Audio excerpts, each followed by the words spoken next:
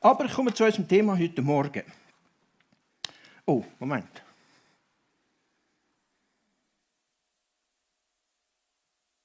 Es geht nämlich heute Morgen um Bretzeli. Es geht um Bretzeli. Da muss man schauen, man sollte das Bild haben. Er schreibt Folgendes. Ich liebe Brezel. Am besten mit ordentlich Butter drauf. Natürlich habe ich dabei ein schlechtes Gewissen, sagt er. Früher hat es geheißen, Butter. Bist du verrückt? Willst du dich umbringen? Nimm bloß Margarine. Das ist so viel gesünder. Was ist nicht alles über Butter und Margarine gestritten worden? Vielleicht magst du dich erinnern an das. Die versteckten Fette sind in Verruf gekommen. Ein anderer Grund, kein Brezel zu essen, Low Carb. Kalorien sparen durch weniger Kohlenhydrat. Beim Low Carb Brot ist für mich aber Schluss. Wenn ich Brot esse, dann aus genau dem Grund. Weil es Kohlenhydrat enthält. Den Wahnsinn werde ich nicht mitmachen. Ich gehe jetzt zu meinem Lieblingsbäcker, kaufe mir eine ofenfrische Brezel und lasse auf dem warmen Teig ein Stück Butter verlaufen. Wem bei dieser Beschreibung kein Wasser im Mund zusammenläuft, der möge sich klar machen, das Brezel ist das einzige Gebäck, durch das die Sonne gerade 3-mal scheint. Guten Appetit. Der das geschrieben hat, ist Arzt und Komiker. Das passt noch gut zusammen. Manche Ärzte sind Komiker. Und Eckhard von Hirschhausen macht das auf eine ganz positive Art und Weise. Patienten Mut, durch das, dass er aus seinem eigenen Leben berichtet. Also heute geht es nicht um Brezel, einfach um das klar zu machen, sondern es geht um Brot. Ganz banales, normales Brot. Es geht um die Bitte, die selbst Leute, die mit dem Glauben nichts am Hut haben, kennen. Gib uns heute unser tägliches Brot. Es ist so ein schlichter, so ein einfacher Satz.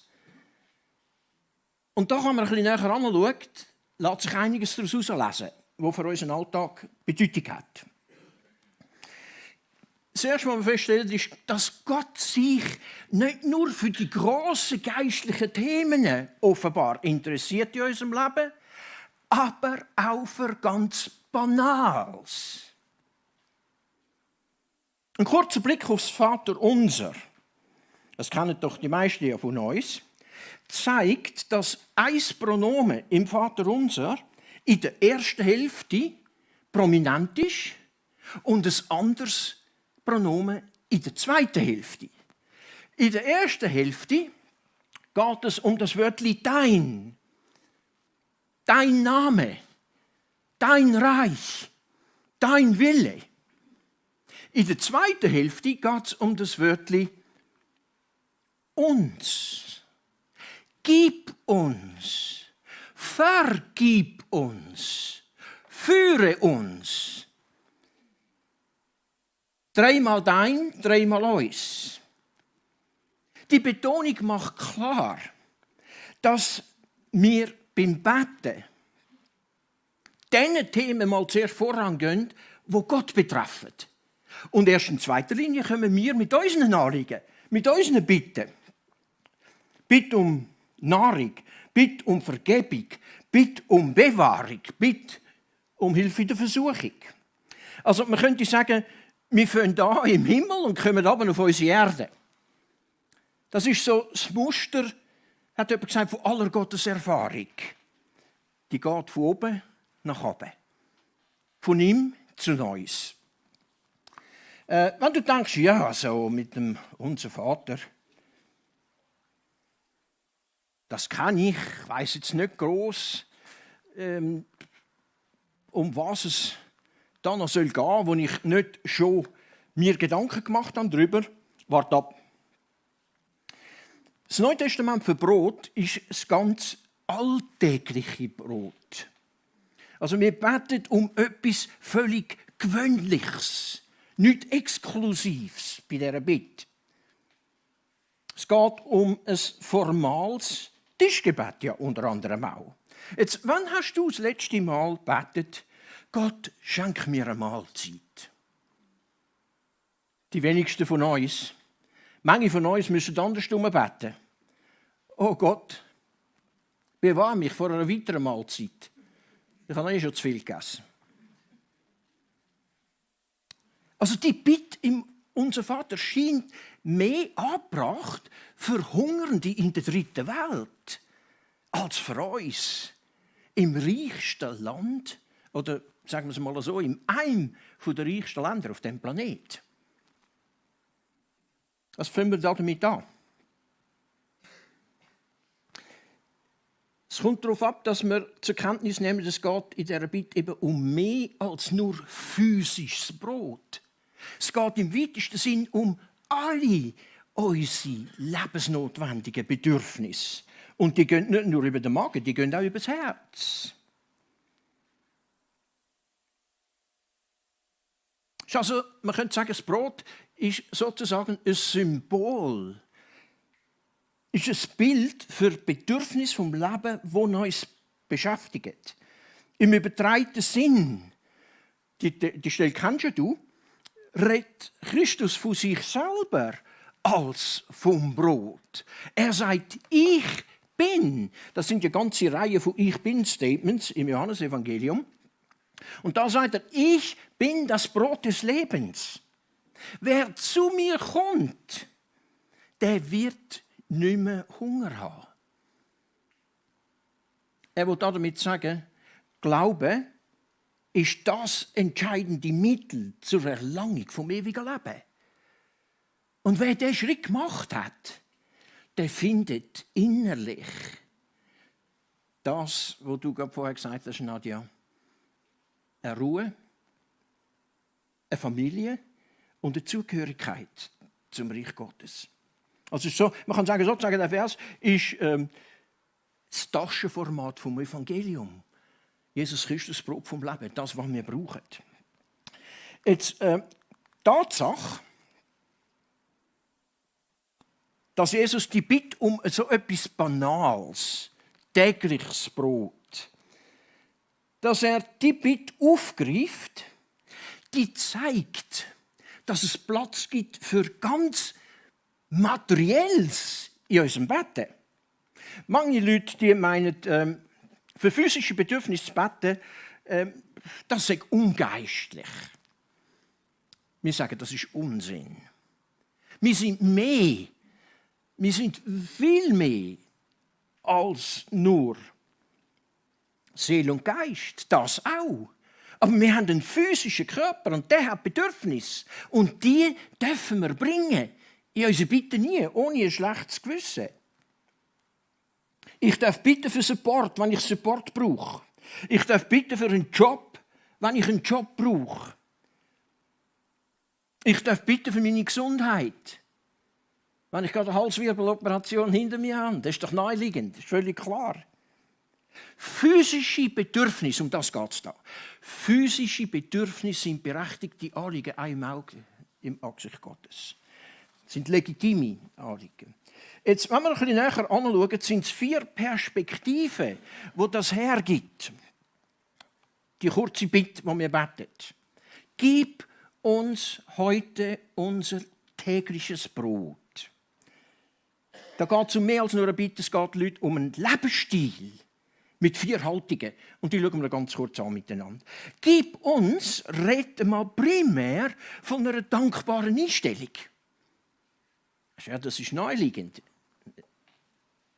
Nicht unbedingt, weil wir werden uns, sag's mal so, nicht jeden Tag bewusst, wie viel, was alles, wo überall Gott uns beschenkt.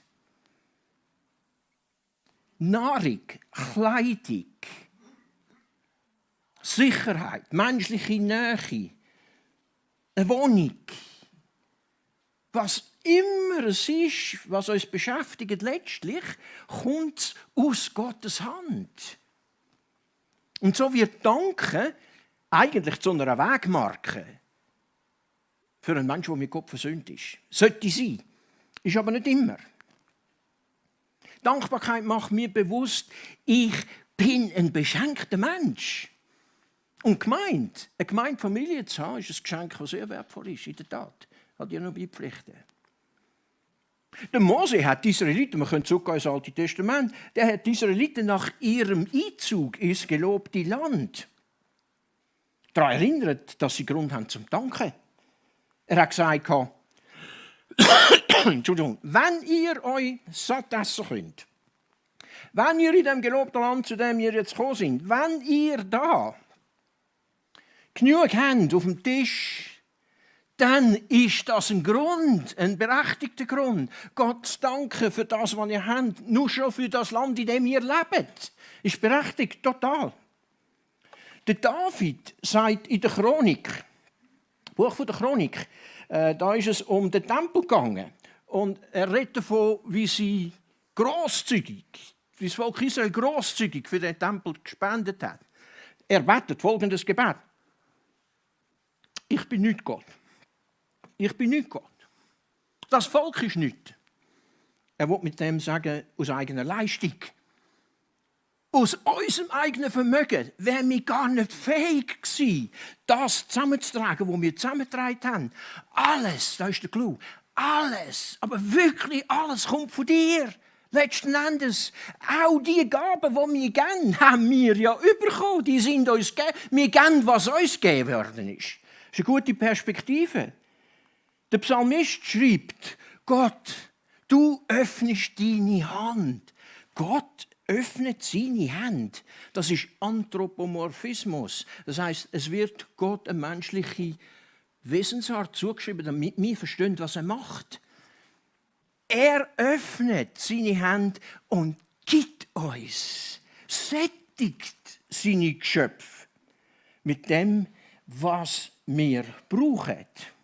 Jetzt Leute, die Schöpfung an sich ist doch eine Wundersache. Das ist etwas absolut fantastisch. Gott hätte den Planeten schaffen können, grau in grau. Er hat mit einer überschwänglichen Farbenvielfalt geschaffen. Überbordende Vielheit. Gott ist kreativ. Und ihr sind es als Gemeinde auch, wenn ich die Gemeinderäumlichkeit anschaue, wie schön, dass die ausgebaut sind. Kreativität für das Reich Gottes einsetzen, ist eine tolle Sache. Und wir sind in einer Wunderwelt, die uns daran erinnert. Berge, Felder, die Seen, die Flüsse, die Jahreszeiten, die Tierwelt. Alles, was da ist, alles, was wichtig ist, kommt letztlich aus Gottes Hand. Darum lesen wir im Jakobus, du kennst den Text, ich finde das ein ganz toller Vers. Es gibt einen Song zu dem, den haben die vielleicht auch schon gesungen. Alles, was gut und vollkommen ist, kommt von ihm. Alles, was da ist, verdanken wir ihm, am Vater des Lichts. Unwandelbar. Bei ihm wissen wir, wo wir dran sind. Da gibt es kein Wischiwaschi. Da ist eine klare Trennlinie zwischen Gut und Böse. Und da ist unwahrscheinlich viel Güte da. Harry Ironside, den kennen die wenigsten von euch, das ist ein Bibellehrer. Moment. Ein Bibellehrer aus den USA, ein bisschen zeitlich retour, der erzählt von einer Lunchbegegnung. Er hat mich fasziniert, weil ich es so gut nachvollziehen konnte. Er war viel unterwegs und dann hat er irgendwann mal in einer Kantine sein Essen geholt und da war alles total schon beleidigt. Und da ist er zu jemandem gesessen, den er überhaupt nicht kennt hat. Wildfremde Person. Und der Ironside hat gewonnen, dass er vor dem Essen gebetet hat. Kaum war er fertig, sagt sein Tischnachbar zu ihm, was ist los mit Ihnen? Stimmt etwas mit dem Essen nicht? Der Ironside schaut auf seinen Teller und er sagt, nein, es sieht gut aus. Aber der Typ hat nicht locker gelassen. Haben Sie etwa Kopfschmerzen? Nein, sagt er, mir geht's gut. Was haben Sie denn vorher gemacht? Der eine sagt, ja, ich habe Gott gedankt für das, was ich jetzt gerade essen werde. Der Mann schaut ihn an und sagt, das Zeug glauben Sie doch aber nicht. Das ist doch hirnverbrannt. Dann sagt er, darf ich fragen, danken Sie nicht für Ihr Essen? Ich sage, das mache ich nie, ich futtere drauf los. Der eine sagt, schaut ihn an und kommentiert, okay, Sie sind genau wie mein Hund. Der dankt auch nicht, der frisst auch einfach drauf los. Der frisst auch einfach drauf los. Wohlverstanden, es geht da um mehr als um nur Tischgebet. Es geht um eine tiefe innere Einstellung. Brot redet noch zusätzlich über eine zufriedene Einstellung. Gib uns heute unser tägliches Brot. Normales Brot, haben wir gesagt. Es geht nicht um Exklusives, es geht um Banales. Ein Mensch, der von Sozialhilfe lebt, wird das Gebet anders beten als jemand, der eine satte Rente hat oder gut verdient. Das Prinzip ist aber das Gleiche, das bleibt gleich. Wir sollen Gott um das bitten, was wir wirklich brauchen. Nicht das, was wir auf dem Wühltisch auslesen, aber das, was wir brauchen. Hast du dich je gefragt, was Jesus gegessen hat? Banale Frage. Er hat eine gute Mahlzeit geniessen, das musst du wissen. Der Menschensohn war kein verbissener Asket, wie manche denken. Er hat Partys besucht. Er war an Banketten dabei. Üppige Bankette. Der Messias hat Menschen mögen. Er war ein Menschenfreund. Und hat offenbar eine gute Küche geschätzt. Es fällt aber auf, wenn er selber gekocht hat, ist es einfach herzugegangen. Bratener Fisch und Gerstenbrot. Gesund und bescheiden. Jesus hat mit wenig zufrieden sein. Können wir es? Gute Frage, findest du nicht? Ich auch. Der Paulus bringt es so auf den Punkt. Ich finde das eine Aussage, die überdenkenswert ist. Wahrer Glaube, mit Gott verbunden sein, Fähigkeit, sich mit wenigem zufrieden zu geben, das ist etwas ganz Kostbares. Dann erinnert ihr daran, wir sind auf den Planeten gekommen mit nichts und wir gehen mal mit nichts. Und darum ist es gut, zufrieden zu sein, wenn das Wesentliche da ist, was wir brauchen. Es ist gut, zufrieden zu sein mit dem, was Gott mir zudenkt. Das ist überdenkenswert, weil das ist nicht immer einfach. In dieser Bitte, gib uns heute unser tägliches Brot. Will ich das Wörtchen täglich speziell herausstreichen. Da geht es um eine zuversichtliche Einstellung.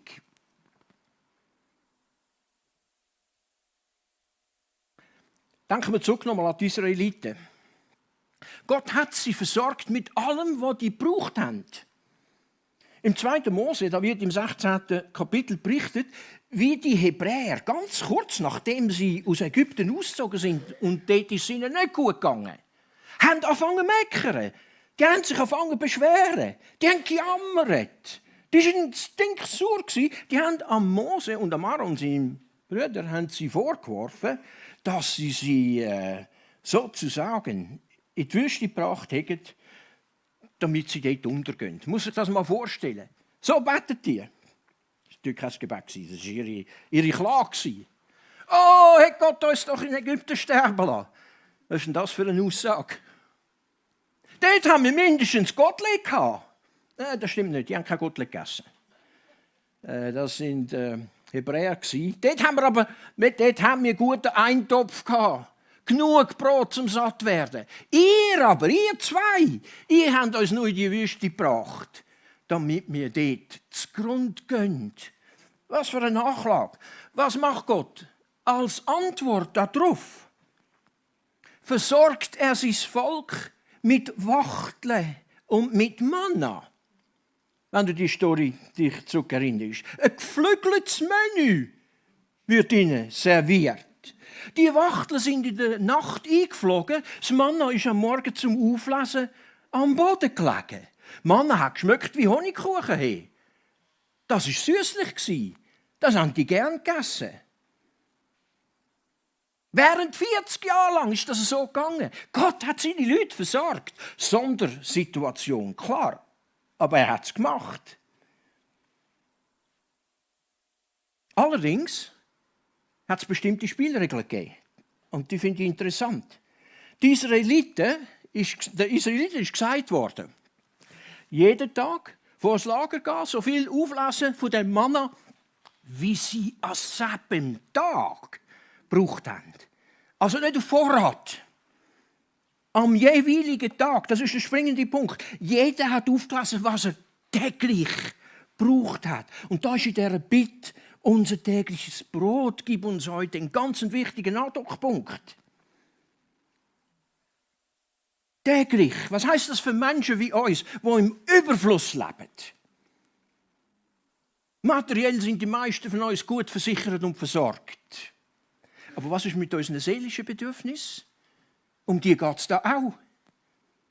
Leute, das Leben ist riskant. Du bist glücklich und zufrieden, gehst zum Arzt, der macht ein paar Untersuchungen und dann sagt er dir etwas, was du überhaupt nicht hören willst.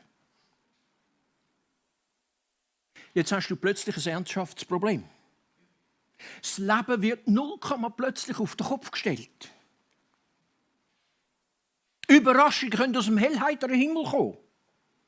Eine Krankheit, eine Kündigung, ein Konkurs, eine Krise, ein Kollaps.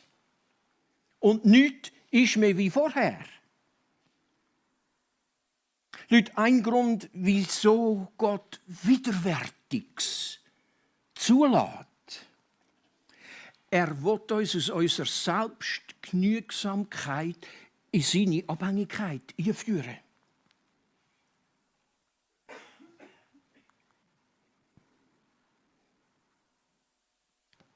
Ich finde das eine Überlegung,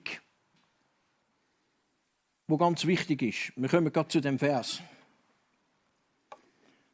Der ganze Sinn bei dieser Bitte ums tägliche Brot liegt darin, dass wir lernen, jeden Tag aufs Mahl zu nehmen und nicht schon sich auf Vorrat sorgen. Wir neigen dazu, uns vorausblickend, also mir geht es mindestens so, ich tue vorausblickend mir so viele Gedanken machen, dass es mich belastet. Leben nach dem täglichen Brotprinzip aber bedeutet, Gott zu vertrauen, dass er mir gibt, was ich brauche, dann, wenn ich es brauche. Und dann kommt die Aussage zum Zug. Wenn deine gesamte, eine moderne Version, wenn deine ganze Aufmerksamkeit, deine komplette Energie dem zu, was Gott jetzt gerade macht. Matthäus 6. Lass dich nicht verunsichern von dem, was kommt, was morgen sein wird. So drehst du durch. Was immer an Problemen auftaucht, Gott gibt dir zu der richtigen Zeit das, was nötig ist. Das können zu glauben, ist ganz wertvoll. Jetzt müssen wir noch erwähnen, ganz kurz. Vielleicht fragst du dich, wie passt denn die Bitte, gib uns heute unser tägliches Brot. Wie passt das? Die Bitte zu den Millionen von Menschen, die hungern. Wie jetzt beispielsweise in Gaza und an anderen Orten. Und das ist eine gute Frage. Und die Bibel weicht dieser Frage nicht aus. Sie verschwiegt die Spannung, die da besteht, nicht. Die Tatsache ist, dass Gott genug, mehr als genug, gegeben hat. Für alle genug. Die Verteilung von dem liegt aber in der Hand von Menschen. Das ist unsere Verantwortung. Und Hunger ist selten die Folge vom Mangel, sondern ist meistens das Resultat von menschlichem Versagen. Nimm die Ukraine. Die Russen haben Millionen von Tonnen Getreide abgezügelt, ruiniert und abgezügelt. Das löst Hungersnot in Afrika aus. Menschliches Problem. Da wäre genügend da. Aber der Mensch ist korrupt und egoistisch. Und mit dieser Bitte nehmen wir also auch noch ein Stück Verantwortung mit. Es ist ein Auftrag an uns, dass wir auch teilen, dort wo wir können, Ausgleich schaffen, dort wo wir können. Und das bringt uns zum Schluss. Das Wörtchen «unser» in dieser Bitte. Unser tägliches Brot gib uns heute. Da geht es doch zum Schluss jetzt noch um Großzügigkeit. Wie großzügig das der Gott ist. Beachte, das heisst ganz konkret nicht, gib mir mein tägliches Brot. Das wäre eine krasse Verdrehung. Wir finden nie einen Aufruf, nur für uns selber zu bitten. Mein Nächster ist im Fokus, bei dieser Bitte ebenso. Und da kommt wie ein Echo aus einer anderen Welt zu uns über. Jesus sagt, gebt, das ist ein anderes Prinzip als Wirtschaftsprinzip. Gebt und es wird euch geben. Da ist eine Verheißung damit verbunden. Lukas 6, wenn wir das machen, wenn wir geben, gibt es etwas, das zurückkommt. Man wird euch, sagt er wörtlich, ein volles Maß in eigenen Schoß schütten. Das Maß ist ein überfülltes Maß. Weil mit dem Maß, das wir messen, werden wir bemessen. Ui. Ui. Das spricht mich an. Wer gibt, wird empfangen. Gott honoriert Großzügigkeit und das bringt uns zum Schluss. Das Bild von dem Lukas 6 kommt aus einem Getreidemarkt aus der damaligen Zeit.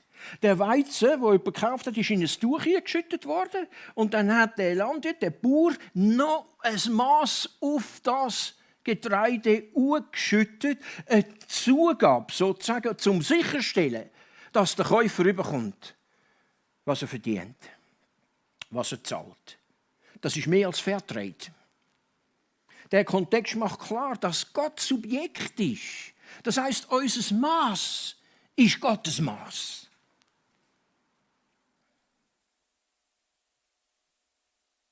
Eine kleine Gruppe sitzt in einer Beiz. Ich war dabei.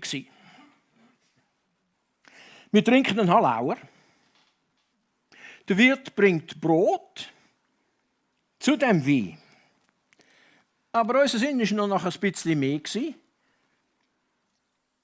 Eine Käseplatte. Theologisch begründbar, Essen als ein gemeinschaftsstiftender Akt. Von dem bin ich zutiefst überzeugt. Weißt du was? Essen ist gemeinschaftsstiftend und nicht nur das. Kaffee trinken ist es auch. Bei den jungen Cola oder was, Red Bull oder was sonst es ist. Etwas über den Magen konsumieren und geniessen verbindet uns. Die besten Gespräche, die ich je geführt habe in Soizach, sind über einen Kaffee gewesen.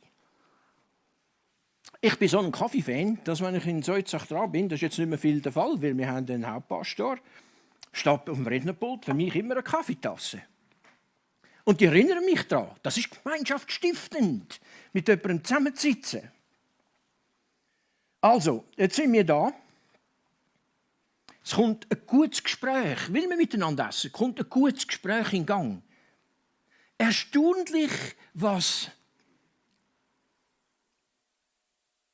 Bier, Brot und Platte auslöst. Etwas so Banales. später zahlt jemand die gesamte Zeche allein. Und es ist ausgerechnet der unter uns, der am wirtschaftlich schwächsten war. Er hat gegeben. Und er hat gesagt, warum? Gott, er hat ein kleines Geschäft gehabt, er hat gesagt, Gott gibt mir immer wieder neue Aufträge und ich will damit einfach meine Dankbarkeit zum Ausdruck bringen. Er hat gegeben, weil ihm gegeben worden ist. Das Prinzip von dieser Bitte, die wir angeschaut haben. Auf einen Satz zusammengefasst. Ich finde, es ist immer wertvoll, wenn man etwas, das umeinander schwirrt, zusammenbringen auf etwas, wo man sich vielleicht daran erinnern kann. Predige ich im Satz, unsere ganz banalen Bedürfnisse, die wir haben, nimmt Gott ernst. Ich darf kommen mit dem. Das schafft Verbindung. Darum, bei unseren Bitten, bis nicht gehemmt, bis nicht gehindert, die zu bringen, auch das, was ganz banal ist. Darf ich dich bitten aufzustehen? Ich will gerne mit uns noch beten. Vater im Himmel, wir danken dir, dass du nicht ein abgehobener Gott bist in der Ferne, in der Distanz, wo mit unserem Leben keinen Berührungspunkt hat.